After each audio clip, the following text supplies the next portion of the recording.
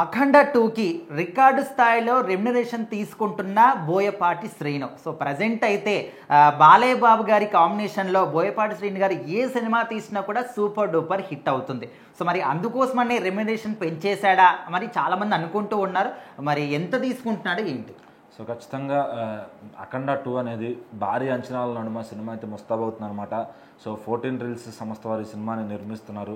So ఎంత high expectations ఉన్నాయంటే ఇంకా బాలకృష్ణ గారి ఫ్యాన్స్కి బహుశా ఇంకా అది వాళ్ళు దీని తర్వాత ఇంకా ఎలాంటి సినిమా వచ్చినా ఇంతకన్నా హై రాదేమో అన్నట్టు ఉంటుంది అనమాట.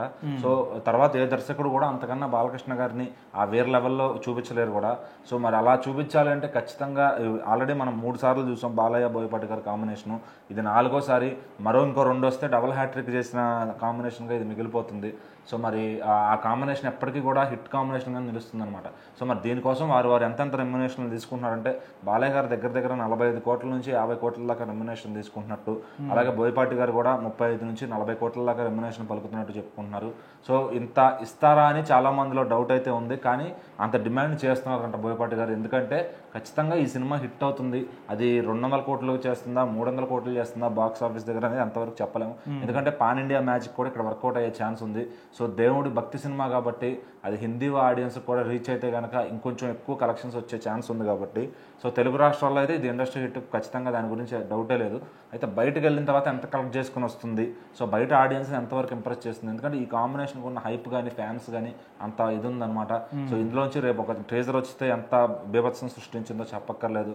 సో ఇంకా సాంగ్స్ వస్తాయి. సో మరి దానికి తమన్ గారు ఏ రేంజ్లో తాండవం చూపిస్తారో మనకు చెప్పక్కర్లేదు అనమాట. సో ఆల్రెడీ అఖండ 1 మనం చూసాం విశ్వరూపం. ఇది దానికి మించి ఈసారి నేల మీద కాకుండా హిమాలయాల్లో కూడా ఫైట్లు పెట్టారంటే సో ఇంకా ఈ సినిమాలు ఇంకెంత ఉంటుంది లోపల వెళ్ళేది. అసలు బాలకృష్ణ గారి నట విశ్వరూపం కాదు, ఇంకా దానికి మించి ఏది ఉంటే ఆ విశ్వరూపానికి మించి ఉగ్రరూపం ఇంకేదన్నా ఉందా అన్నీ చూపిస్తారు ఈ సినిమాలో. సో ఒక అభిమాన హీరో తన అభిమాన హీరో కోసం సినిమా తీస్తే ఎలా ఉంటుంది అనేది ఈ సినిమా నిదర్శనం అవుతుందన్నమాట. ఆల్రెడీ మనం చూసాం సింహానే వామ్మో ఏంట్రా ఇలా కూడా చూపిస్తారా బాలని అనుకున్నారు. సో దాని తర్వాత లెజెండ్ చూసాం, వామ్మో ఏంట్రా సింహ కన్నా మించి చూపించాడు అనుకున్నారు. ఇంకా అఖండ చూసాం, ఇంకా దాన్ని మళ్ళీ బాలకృష్ణ గారి కెరీర్లో ఇలాంటి సినిమా రాదనుకున్నారు జనం అంతా కూడా. సో దాన్ని మించేలాగా మళ్ళీ అఖండ 2తో ఆయన అయితే వస్తున్నారు అనమాట. మరి ఈ సినిమాని బోయపాటి గారు కుంభమేళాలో లైవ్లోకి వెళ్ళి షూట్ చేశారు అంత జనంలో. సో మరి హిమాలయాస్లోకి వెళ్ళి షూట్ చేశారు.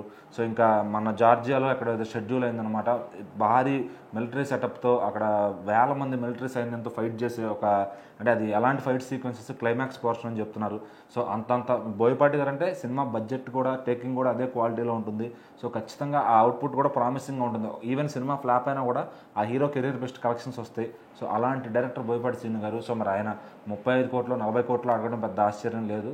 సో నిర్మాతలు దానికి ఒప్పుకొని ఇస్తే హ్యాపీ, లేకపోతే ఆయన ఇంకా వాళ్ళకి ఒప్పందాలు వాళ్ళకు ఉంటాయి కాబట్టి సో అంత పలుకుతున్నారంటే ఇంకా బోయపాటి గారు స్టార్ హీరోలతో డైరెక్ట్ చేస్తే ఇంకెంత తీసుకుంటారు. సో మరి బాలకృష్ణ గారు లాంటి సీనియర్ హీరోస్తోనే తీసుకున్నారంటే ప్రజెంట్ ఇంకా ప్రభాస్ గారితో ఆయన అసలు సినిమానే చేయలేదు. ఎప్పుడైనా ప్రభాస్ గారు ఛాన్స్ ఇస్తే సో ఇంకా అదే రేంజ్లో ఉంటుంది, సలారీ అన్నీ పనికి వస్తాయని కూడా మాట్లాడుకుంటుంటారు. సో దానికి 50 కోట్లైనా డిమాండ్ చేయొచ్చాము ప్రభాస్ గారితో సినిమా చేసినప్పుడు. సో బోయపాటి గారి మార్క్ అయితే ఈరోజు అట్లా ఉంది. వాళ్ళ హిట్ కాంబినేషన్ కోసం ఆయన ఎంత అడిగినా తప్పులేదని ఫ్యాన్స్ అయితే చెప్పుకుంటున్నారు.